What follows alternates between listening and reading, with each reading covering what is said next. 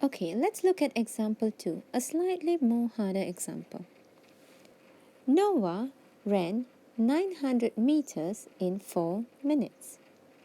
He had a leg cramp and walked another 45 meters for 1 minute before he gave up. What is his average speed in meter per minute? Now, how is this question different from example 1? Well, in example 1, there is only one part involved, whereas in example 2, there are more than one part involved.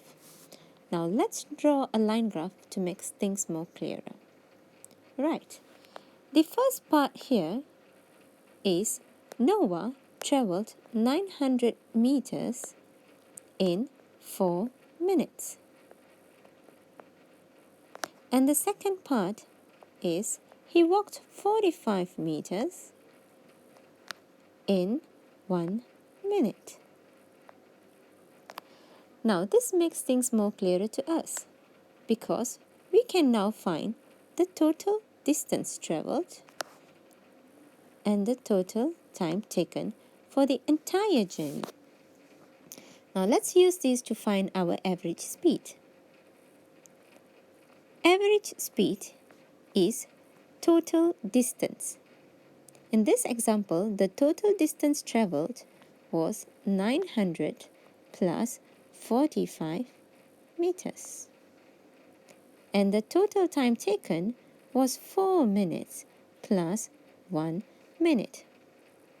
And that gives us a total distance of 945 meters divided by the total time of 5 minutes.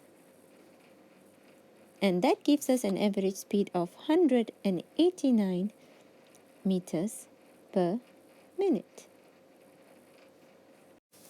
Now, Justin said that Noah's average speed was 225 plus 45 divided by 2, and that gives us 135 meters per minute. Is it correct? Well, absolutely no, because this just gives us the average of these both numbers. It does not tell us the average of the entire journey.